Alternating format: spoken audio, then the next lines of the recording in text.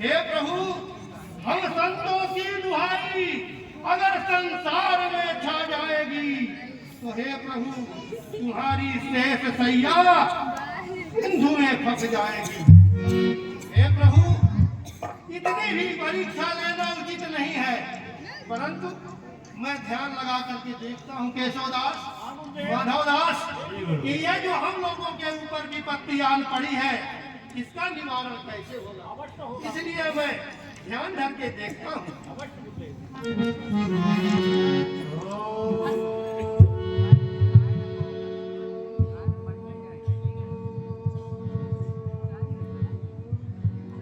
केशवदास, माधवदास, मैं अपने ध्यान बल से देख रहा हूँ कि जो क्षीर सागर में शयन करने वाले परम ब्रह्म परमात्मा श्री कृष्ण हैं, उनका अवतरण इस समय इस वसुंधरा में हो चुका है। इसलिए मेरा कहना है कि क्षीर सागर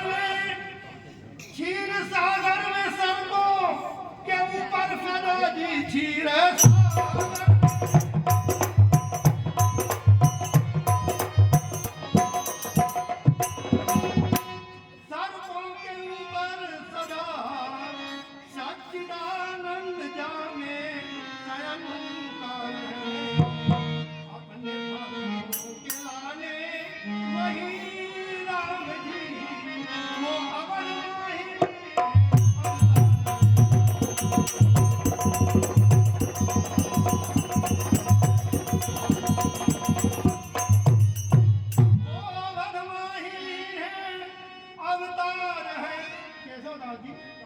उस परम ब्रह्म परमात्मा का अवध में जो अवतरण हो चुका है। इसलिए मेरा कहना है आज जाता हूँ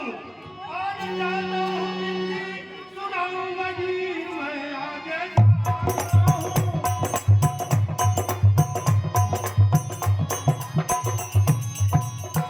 बिनती सुनाऊंगा मैं मांग लाऊंगा दशरथ के सुतुआए हैं।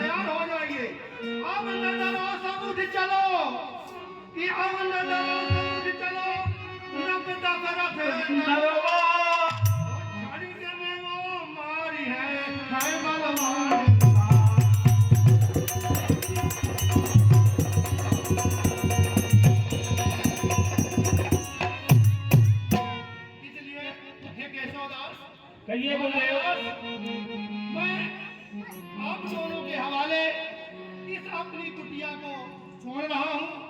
आप कुटिया के अंदर ही रह करके और मानसिक रूप से परम ब्रह्म परमात्मा का ध्यान करते हुए भगवान की पूजा अर्चना करना। शेष ऋषियों के तो साथ लेकर के मैं सरयू नदी के किनारे अयोध्या नाम का नगर है, जहाँ के राजा चक्रवर्ती सम्राट दशरथ है। धन है गुरुदेव, परमात्मा का पुत्रों के रूप में अवतरण हुआ है। मैं जाऊंगा और महाराज से विनती करके याचना करके उन राजकुमारों को ला करके अपने यज्ञ की रक्षा करूंगा और अपना यज्ञ पूर्ण करूंगा। धन है गुरुदेव, धन है।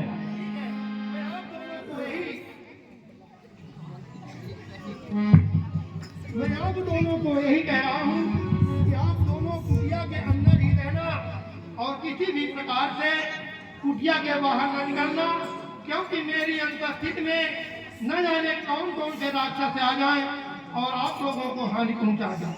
इसलिए आप सावधान रहना। धन है गुरुदेव, आप जाइए। मैं आपके आने तक की प्रतीक्षा करते हुए मानसिक पूजा कर कपाट बंद करके कुटिया के अंदर ही निवास करूंगा गुरुदेव।